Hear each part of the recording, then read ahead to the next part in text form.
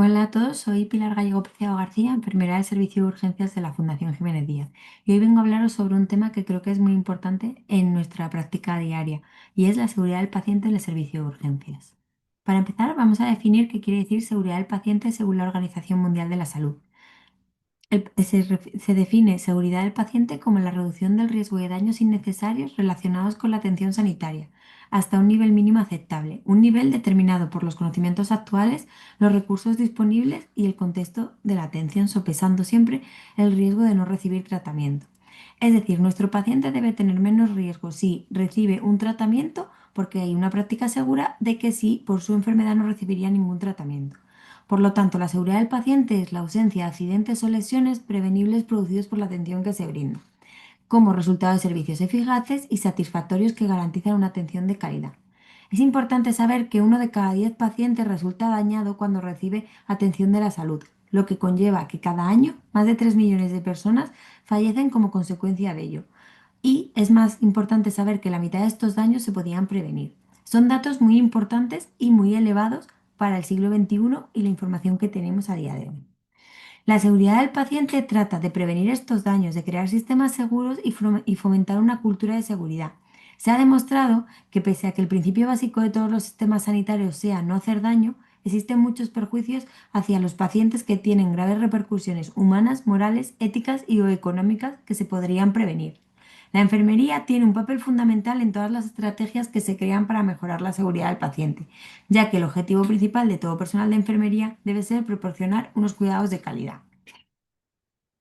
¿Un incidente de seguridad qué es? Un incidente de seguridad se define como cualquier suceso inesperado durante la atención sanitaria que tiene el potencial de afectar al paciente. Dentro de los incidentes de seguridad se clasifican en cuasi incidente, ocurre pero no llega al paciente gracias a la suerte o una barrera de seguridad; incidente sin daño, llega al paciente pero no causa daño apreciable; incidente con daño, llega al paciente y sí le causa daño. Esto se conoce como evento adverso. Un evento adverso es un incidente que como consecuencia el paciente sufre un daño no relacionado con el curso natural de su enfermedad, sino con la atención recibida. Los eventos adversos causan daño al paciente provocando un resultado negativo en este. Se clasifican según la gravedad del daño provocado en el paciente o si el daño fue evitable o no. Realizar un análisis exhaustivo de los incidentes de seguridad nos ayuda a implementar mejoras y a prevenir que estos se repitan nuevamente.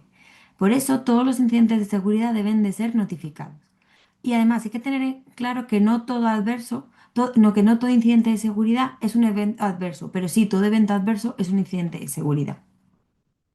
Las causas más habituales de daños en los pacientes a nivel sanitario, esto no es solo en el en el servicio de urgencia, sino a nivel sanitario, son errores de prescripción de medicamentos, errores asociados a intervenciones quirúrgicas, infecciones asociadas a la atención de la salud, que son enfermedades nosocomiales, errores diagnósticos, caídas de pacientes, tromboembolias venosas, úlceras por decúbito, prácticas de riesgo a la hora de transfundir sangre u cualquier otro hemoderivado, errores relativos a la identificación de pacientes y prácticas de riesgo en la administración de inyectables. Vamos a hablar de la incidencia de eventos adversos a nivel hospitalario. Porque lo que está claro es que en uno de los servicios en donde más incidencia de eventos adversos hay es en las urgencias. El problema es que tenemos es que no, allá, a pesar de que no se notifican estos eventos adversos, tampoco se analizan por servicio. Es decir, no se separa los de medicina interna de los de la hospitalización de digestivo, de los de quirófano, de la UBI y de la urgencia. En España hay un estudio nacional sobre eventos adversos ligados a la hospitalización, que este evidenció una incidencia del año pasado del 9,3%, de los cuales un 16% se considera grave y hasta un 42,4% serían evitables. Los eventos adversos relacionados con la asistencia en urgencias y detectados ya en en la hospitalización son un 0,76%. De ellos, un 48,3% están relacionados con los cuidados, un 20,7% relacionados con la medicación y un 13,8% con las infecciones nosocomiales. Y de todos estos, casi un 76% se considera evitable. Los eventos adversos se pueden clasificar los factores de riesgo según unas causas. Están los factores relacionados con los profesionales, aquellos que vienen de la formación, la comunicación, el estrés, el aburrimiento, la falta de motivación, el estar cansado en un servicio. Todo eso está relacionado con el ámbito de los profesionales. Luego también tenemos factores relacionados con la institución sanitaria. El tipo de organización, los ratios, la plantilla, las condiciones físicas, los dispositivos, todo lo que utilizamos, la organización de la farmacia, eso ya sí que es algo de la institución sanitaria. Y luego factores que contribuyen relacionados con el paciente, ya sean intrínsecos como son la edad, comorbilidades, deterioro cognitivo, o extrínsecos como son sondaje vesical, catéter venoso central, la nutrición. Entonces, una vez que sabemos todo esto, tenemos algo claro que tenemos que saber y es cómo podemos prevenir este tipo de accidentes en un servicio de urgencias. Un servicio de urgencias donde prima la prisa y reina el caos. Pues aquí es nuestro papel como enfermeros. Las causas más habituales que nos vamos a encontrar en el servicio de urgencias son las siguientes: identificación del paciente, administración de fármacos, administración de hemoderivados, infecciones nosocomiales, riesgo de caídas y una comunicación efectiva. Para identificación del paciente, vamos a hacer una identificación activa de estos. Esto consiste en que a todo paciente que llega al servicio de urgencias se le va a poner una pulsera identificativa. Antes de colocar esa pulsera, en nuestro caso es el enfermero de triaje, el encargado de ello. Le va a preguntar nombre y apellidos al paciente y la fecha de nacimiento y va a comprobar que esto coincida, siempre y cuando el estado de salud del paciente lo permita, es decir, el paciente esté consciente y orientado.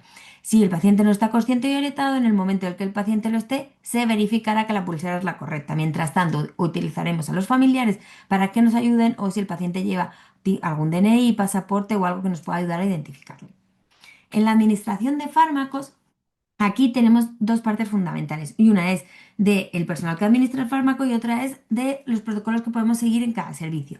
En nuestro caso vamos a tener una farmacia donde los medicamentos que tienen nombres similares o parecidos no estén puestos uno al lado del otro, sino separados por otros medicamentos, al igual que cuando tengamos medicamentos de diferentes dosis, como puede ser la ceftriaxona que tenemos intravenosa de 1 gramo o de 2 gramos, luego tenemos intramuscular de 250 o de 500. Entonces, estos medicamentos nunca van a estar metidos en el mismo gavetero, sino que van a estar separados. Además, los medicamentos de alto riesgo se van a identificar. En nuestro caso, se identifican con un punto rojo en cada gavetero. Y además, a la hora de administrar fármacos a los pacientes, vamos a verificar con el paciente, con el médico, la hora de administración, la dosis y la vía sea la correcta. Si algo no nos cuadra, podemos ir a hablar con ellos, podemos preguntarlo. Y además, antes de administrar el fármaco al paciente, vamos a preguntar su nombre, su apellido, su fecha de nacimiento, verificando que sea el paciente correcto y las alergias. En muchos servicios también se practica el doble chequeo, es decir, que cuando un enfermero va a administrar una pauta de medicación, siempre hay otro enfermero al lado que verifica que esa pauta sea correcta, al paciente correcto y en la hora correcta. En el caso de urgencia es un poco más complicado llevar este doble chequeo, pero cuando se trata de perfusiones complicadas o medicaciones que se usan con menos frecuencia, sí que intentamos tener un doble chequeo de ello. En la administración de hemoderivados, lo que hacemos es generar un piloto que vamos a sacar, que a ese le asociamos a una pulsera identificativa del paciente, en la que va sus datos, su número de historia, el personal de enfermería que saca el piloto, fechado y con hora. Este piloto se va a llevar a banco de sangre y allí se van a realizar todas las medidas necesarias para poder administrar un hemodiderivado con seguridad. A la hora de poner ese concentrado de hematíes o el plasma, lo que vamos a hacer es confirmar mediante una PDA. Vamos a pasar los datos de los pacientes con los datos de la bolsa y además vamos a confirmar fecha de nacimiento y nombre y apellidos del paciente al que le vamos a administrar la medicación, perdón, el hemodiderivado. En el caso de que durante la transfusión ocurra alguna incidencia, para esta transfusión se notifica los incidentes que ha pasado tanto al médico como a banco de sangre y se devuelve el resto de concentrado para poder analizarlo y ver qué es lo que ha ocurrido. Hay veces que Banco de Sangre nos solicita un piloto de confirmación que ya Banco de Sangre nos va a facilitar al personal de enfermería del servicio de urgencias totalmente codificado y nosotros lo tenemos que sacar a nuestro paciente. Por otro lado, tenemos las infecciones nosocomiales. Para ello debemos practicar muy bien los 5 momentos que habla la OMS del lavado de manos, ya sea con agua y con jabón o con solución hidroalcohólica. Usar los guantes en los momentos que creamos necesarios y aquellas técnicas que tengamos que hacer de forma estéril se harán rigurosamente estéril sin tener en cuenta que el hacerlas estéril nos va a llevar más tiempo porque no es así. Así que mantener la esterilidad, por ejemplo, en el caso de los sondajes vesicales, es muy importante. También para prevenir contagios de infecciones nosocomiales vamos a mantener los aislamientos de forma adecuada. aquellos pacientes que tengan que estar aislados, ya sea por bien de contacto, por gota, respiratorio, se va a hacer. El personal sanitario va a ir protegido siempre que sea necesario y a día de hoy no es obligatorio, por ejemplo, el uso de mascarilla en caso de picos de epidemia, como nos podemos encontrar con la gripe, pero sí que vamos a recomendar a los pacientes que mientras permanezcan en el servicio de urgencias intenten estar con mascarilla para evitar complicaciones y por su seguridad. Otro tema muy importante que prevenir en los servicios de urgencias es el riesgo de caídas. El riesgo de caídas, para ello vamos a siempre llevar las barandillas de las camas elevadas. Vamos a evitar que haya cosas por el suelo.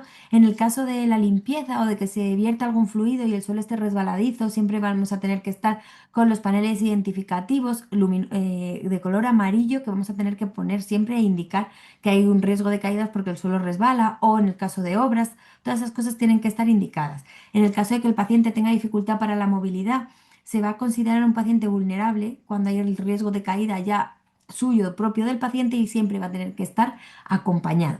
Cuidado cuando tengamos que levantar a los pacientes de la cama tras un largo periodo tumbado o de estos pacientes que quieran ir al baño. Nunca deben de ir solos y ya sea acompañados por un familiar o por el personal sanitario. Y último, y yo creo que muy importante dentro de nuestros servicios, una comunicación efectiva. En el servicio de urgencias, por ejemplo, se dan muchas órdenes verbales y los enfermeros a veces administran medicación o realizan algún cuidado sin tener una prescripción médica informática. En este caso, tiene que ser siempre el médico el que se dirija, perdón, al enfermero nominativo y entre ellos hablen y se lo digan, se verifique la administración de esta medicación y posteriormente se haga un registro informático que quede en la historia clínica del paciente. También es muy importante que haya una comunicación efectiva a la hora del cambio de turno o cuando hay que contar algo de un paciente porque el paciente va a trasladarse a hospitalización, a quirófano. Siempre tenemos que tener una comunicación efectiva, ya no solo entre enfermeros, sino entre enfermero y todo el personal sanitario, incluso con el paciente o los familiares del paciente. Una vez vistas las 6 causas más habituales dentro del servicio de urgencias, nos podemos plantear unas líneas de mejora dentro de nuestro servicio. Lo primero y más importante que tenemos que hacer es involucrar al personal que trabaja en el servicio, ya que hay que generar una cultura de seguridad del paciente. Tenemos que tener claro que la seguridad del paciente y la calidad asistencial son dos piezas unidas de un puzzle. Entonces tenemos que hacer que el personal sanitario del servicio de urgencias quiera y crea en una calidad asistencial adecuada y en la seguridad del paciente para poder trabajar en ello. Vamos a trabajar con formación, vamos a formar a todo nuestro personal sanitario, no solo en que haga bien las técnicas, lleve un triaje adecuado, conozca los mecanismos, los protocolos del servicio, sino también en prevenir los eventos adversos y en el caso de tener eventos adversos, notificarlos para luego estudiarlos y hacer una formación de ellos y que todos podamos aprender para que en líneas futuras se queden todos en cuasi incidentes de seguridad y nunca lleguen a ser eventos adversos. Y además vamos a tener claro que hay que investigar, hay que seguir investigando, hay que seguir notificando y hacer más investigación en los eventos adversos que ocurren en los servicios de urgencias para poder generar protocolos y guías para prevenir a estos. Y como hemos dicho antes, la seguridad del paciente va ligada siempre a una calidad asistencial. Y a todos nos gusta que en nuestro servicio haya una calidad asistencial adecuada y los pacientes se vayan satisfechos de él. Como hemos visto, los incidentes de seguridad ocurren en todos los estamentos de la asistencia sanitaria. Por lo tanto, es responsabilidad de todos trabajar por mejorar la seguridad de los pacientes. Espero que les haya sido de utilidad esta pequeña charla y no les haya parecido muy aburrida. Muchas gracias por su atención.